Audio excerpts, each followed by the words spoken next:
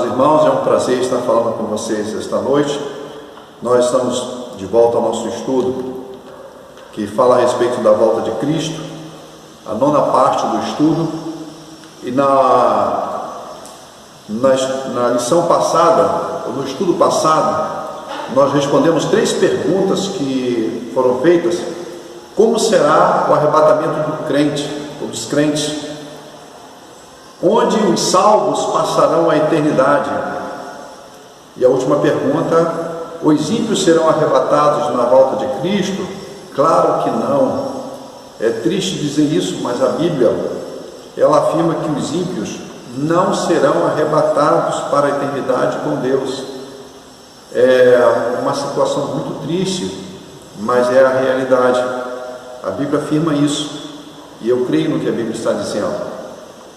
No estudo de hoje, nós estamos utilizando inclusive o livro de escatologia, e o capítulo 12 deste livro, Doutrinas Bíblicas, da editora Mahanaim, onde o autor, pastor Isaac Nunes Pinheiro, ele coloca esse assunto muito interessante de escatologia. Eu utilizei esse livro na faculdade de teologia, a segunda faculdade de teologia que eu fiz, e foi muito proveitoso. Nós estamos utilizando para o nosso estudo de hoje. E hoje nós vamos conhecer algumas teorias que falam a respeito do arrebatamento da igreja. Não sei quantos sabem ou conhecem essas teorias, mas elas são 4, as teorias a respeito do arrebatamento: o arrebatamento pré-tribulacionista, mesotribulacionista, pós-tribulacionista e a teoria do arrebatamento parcial. Nós vamos conhecer cada uma delas, embora será assim algo muito rápido, não dá para a gente desmiuçar o assunto por causa do tempo que nós temos, o tempo de gravação, para que possa ser transmitido para vocês.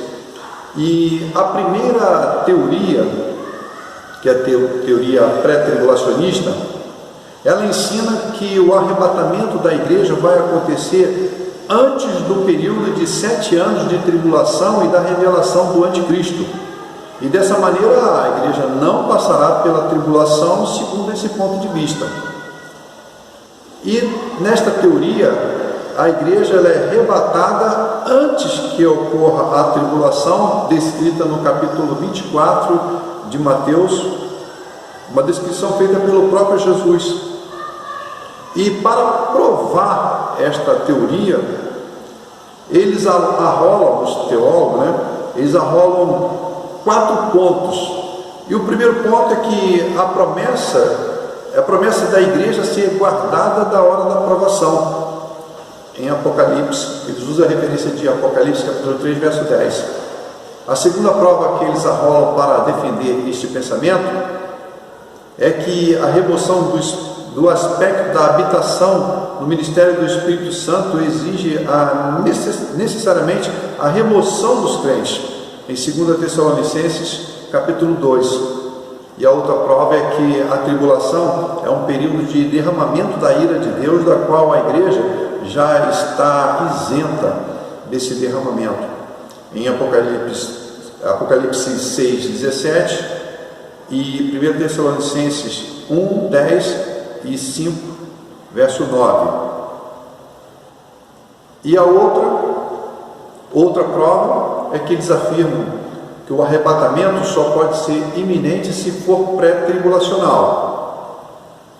O arrebatamento ele ocorrerá antes que ocorram as tribulações do grande dia do Senhor, segundo a referência de 1 Tessalonicenses capítulo 5, verso 6. Vamos então para a segunda teoria. É a teoria do arrebatamento mesotribulacionista. Meso significa entre, no meio da tribulação. Essa teoria ela ensina que a igreja, o arrebatamento da igreja ocorrerá durante o período de tribulação descrito em Mateus capítulo 24, depois do anticristo ter subido ao poder, mas antes do julgamento final, aquele julgamento severo, que prepara o caminho para a volta de Jesus Cristo. que virá a fim de estabelecer o seu reino na terra. E esta teoria, ela defende a remoção da igreja no meio da tribulação. E como prova para essa teoria, para esse ponto, eles colocam aqui a última trombeta, a grande tribulação e a ressurreição das duas testemunhas. A última trombeta é a última trombeta de 1 Coríntios capítulo 15, verso 52, que é a sétima de Apocalipse capítulo 11, verso 15, que soa na metade da tribulação.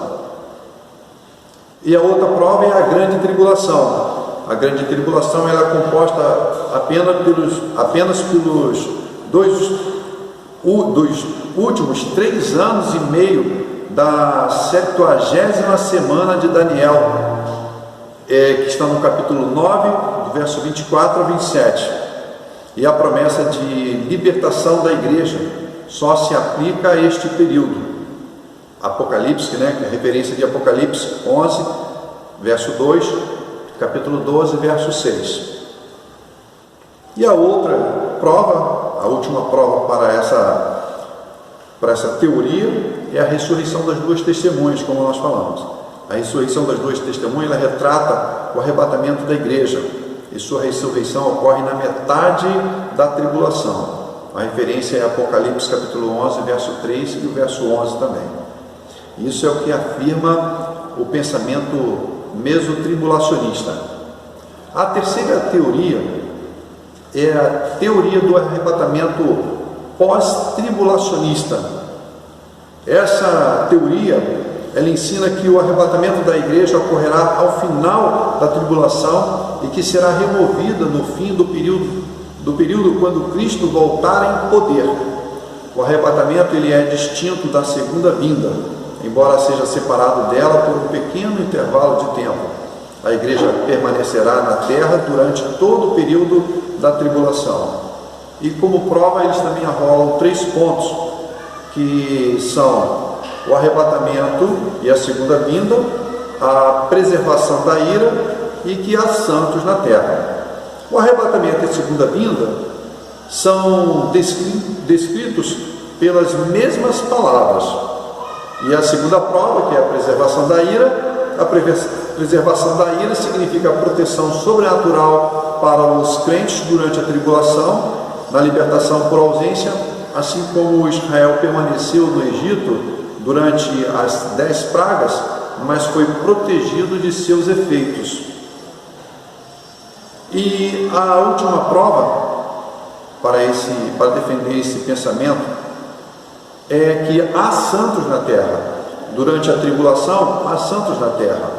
A gente pode ver em Mateus capítulo 24, verso 22, que diz assim: não tivessem aqueles dias sido abreviados, ninguém seria salvo, mas por causa dos escolhidos, tais dias serão abreviados.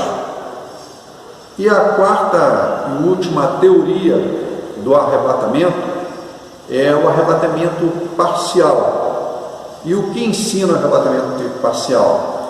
Ensina que somente os que forem fiéis na igreja serão arrebatados no início da tribulação. Esses não vão passar pela tribulação, mas por terem se mantido fiéis, eles antes de iniciar a tribulação, eles serão arrebatados. Vale dizer, somente os crentes considerados dignos serão arrebatados antes da ira de Deus ser derramada sobre a terra. Agora, os que tiverem sido infiéis permanecerão na terra durante a tribulação. Agora, como prova, esses pensadores que defendem essa teoria do arrebatamento parcial, eles mencionam Hebreus capítulo 9, verso 28, que exige vigilância e preparo. Diz o texto: assim também Cristo, tendo se oferecido uma vez para sempre para tirar os pecados de muitos, aparecerá a segunda vez sem pecado aos que o aguardam para a salvação. Essa teoria ela defende a ideia de que os crentes fiéis eles não passarão pela grande tribulação e os infiéis sofrerão a tribulação até a volta de Cristo. A última pergunta última pergunta de hoje é: qual a característica marcante da grande tribulação? A característica marcante da grande tribulação é que ela será a soltura de Satanás e a sua derrota final. É sabido que a esfera das atividades de Satanás, ela foi cerceada na primeira vinda de Cristo, e especialmente em relação aos salvos, né? E na segunda vinda, ele será completamente, na segunda vinda de Cristo, Satanás será completamente aniquilado e lançado no lago de fogo. Nós podemos confirmar isso em Apocalipse capítulo 20, verso 10, que diz assim: o diabo, o sedutor deles, foi lançado para dentro do lago de fogo e enxofre, onde já se encontram não só a besta, como também o falso profeta. Eles serão atormentados de dia e de noite, pelos séculos dos séculos. A nossa oração deve ser para que, por intermédio do Espírito Santo, né, os crentes permaneçam firmes, vencendo todas as dificuldades e protegidos pelo poder de Deus. E o nosso desejo é que a igreja permaneça fiel enquanto estiver neste mundo, né, passando por essas lutas e tempestades, que a igreja não desanime e cumpra a sua missão. E nesse instante eu quero convidá-los a estar orando, e nós vamos estar pedindo a Deus pela vida de cada um de vocês. Querido Deus, nós te agradecemos pela oportunidade que nós temos de estar falando aqui da tua palavra, anunciando, Senhor, a sua volta e transmitindo aos nossos irmãos teus servos algumas expressões, Senhor, alguns assuntos a respeito da volta de Cristo. Nós te agradecemos, Senhor Deus, porque muitos têm se mostrado interessados neste assunto. A tua igreja tem permanecido vigilante e atenta, Senhor Deus, aos sinais da tua vinda e cumprindo também, Senhor, a sua missão com alegria e com esperança. Pedimos, Senhor, que aqueles que ainda não manifestaram o desejo de te receber como Senhor e Salvador em seu coração, possa fazê-lo, Senhor Deus, para que se encontre no grupo daqueles salvos. Pedimos, Senhor, que a sua vinda, a sua segunda vinda, não os pegue de surpresa. Prepara o nosso coração, Senhor. Fortaleça a fé e o amor dos teus servos para que, em meio às tribulações, não desanime. Nós te pedimos as bênçãos sobre todas as famílias e que tu possas estar fortalecendo, Senhor, a saúde dos teus servos, a saúde física, emocional e espiritual. Dê-nos sempre a alegria de estar estudando a tua palavra. E nós oramos em nome de Jesus. Amém. Deus o abençoe cada um de vocês. Foi um prazer estar com vocês. Até a próxima quinta-feira, o próximo estudo, quando estaremos falando sobre a volta de Cristo, a 10ª parte deste assunto. Deus abençoe. Tenham todos uma excelente noite.